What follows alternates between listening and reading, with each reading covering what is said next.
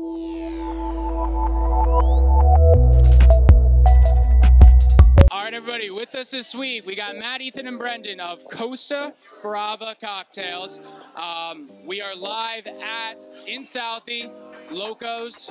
Well, cheers to that. We'll drink away. Cheers, cheers, cheers. But, fellas, Loco Taqueria, South Boston. there he goes, Locos Taqueras. But let's hear the story of the inception. I mean, from studying abroad in Spain to living it up in LA, ideating it up, and then now back in New England with your home roost at UMass Amherst. Yeah, Let's hear the story.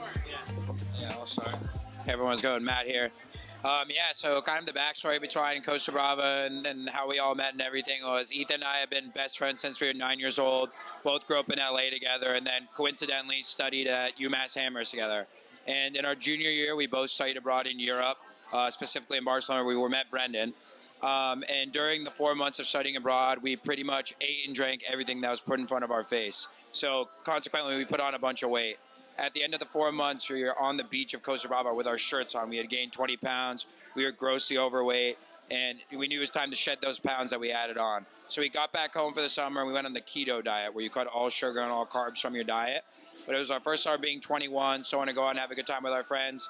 And the only thing we could really drink on the diet was, at the time, the malt hard seltzers, truly White Claw, and a vodka soda, anything that was 0 sugar, 0 carbs. And we soon realized that there was nothing really in the spirit sector in cans. Yeah, so we realized that the White Claws of the world, the Trulies, don't taste very good. They're overly carbonated because they're malt liquor based.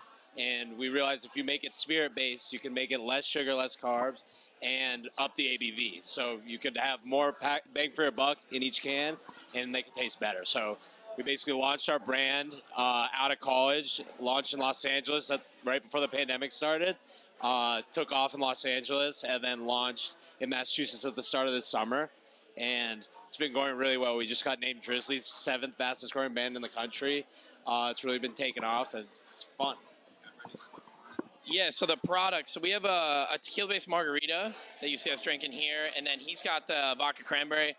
Do you have a lemon drop? We also have a lemon drop that's made with vodka, too. So 3 SKUs right now. Yeah, it might be sold out right now.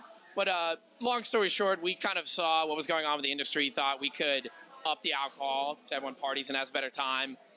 Better nutrition facts, 0 sugar, 0 carbs. It's kind of a better for you play. And then Boston kind of became our main hub because they went to college here. And we have a good distribution partner and kind of been growing the brand in South Boston. That's kind of long story short. Oh, we love to hear it. So you talked about like the differentiator between the shitty White Claws and all that malt liquor. How has it been perceived the past couple of years? I mean, obviously the pandemic, a lot of people were drinking more, but was it perceived well initially, or did it take some time? It took a little bit of time. So when we first launched, almost everybody thought White Claw was made with vodka. So it took high noon going into the market and kind of taking off, educating everybody about the fact that vodka and spirits taste better. That took us a little while. And our first batches that we released in January of 2020 are shitty compared to what we have. I don't know if I swear, but we've gone through many flavor improvements throughout the process. We learned a lot kind of about the better for you sweeteners and what you have to do, what you can't do. But right now we're really happy with our product and we're still improving it. Now, what does the future of Costas Bravas look like? I mean, obviously, you're still fairly new, 2019, but what are those dreams that you have, and where do you see this brand going? Yeah, I think the ultimate goal is to launch it in all of the big alcohol markets in the United States. We're sold in California right now, that's where we launched, and obviously Massachusetts and Rhode Island. We're looking to do a couple more states in the Northeast and eventually New York and Florida, and kind of use that as our spring pad to the rest of the country.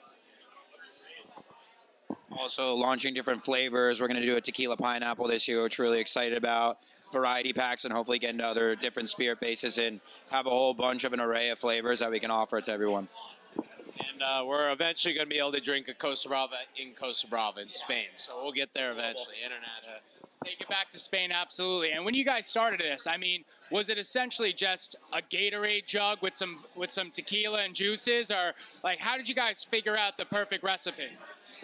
So we basically, before we got any funding, before we got to an official formulation partner, we would throw parties at UMass, and we would basically make up recipes, and then once they were good enough, we would make them much bigger into Gatorade jugs, throw parties, and you could come to our parties as long as you filled out a Google survey after. And some of the first parties, our ABV was a lot higher. There were some fun parties, but we had a lot of improvements to do on our flavors. Yeah. You pretty much nailed the Gatorade jug. That's Now, as you guys are in your young to mid-20s, you guys look pretty young though, but what advice do you have to entrepreneurs that want to get into that beverage space, or what advice would you give to yourself a couple of years ago before you started? Yeah. I think the best thing to do is find advisors in the space, even though it's hard to come by. Having those people as your backbone and leading you throughout the process, having you know what to look out for and everything is incredibly helpful. So any advisors in the alcohol space is definitely the number one go-to on that end. And before you, for alcohol specifically, or CPG and consumer packaged goods in particular, before you launch, nail your flavors. Try again. Sample with as many people as possible. Blind samples, because people are going to lie to you and not tell you exactly how they feel. And then get a distribution partner or start making those connections before you launch, because you basically are as good as your distribution partner at the start. So make those relationships as you're kind of formulating and developing your brand. in the very beginning with any business, any industry, networking, kind of what Matt was talking about, advisors, and then nailing your product, because the product's everything. I mean, that's why we've gotten so far, and that's hopefully what's going to drive us in the future. Yeah. No, thank you. And, you know, we're here to celebrate, so I'm not going to take too much time out of you. But where can our listeners find your product in the New England area, and where can they follow online? Yeah, so our Instagram handle is at Costa Brava Cocktails, all lowercase, and then our website will be in the bio there. So you can find a store locator on there that will direct you to the nearest store. Liquor store, grocery store, bar, all over the state. Yeah, that's pretty much it. Perfect. All right, these are the gentlemen from Costas Bravas. We'll talk to you soon. Take it easy.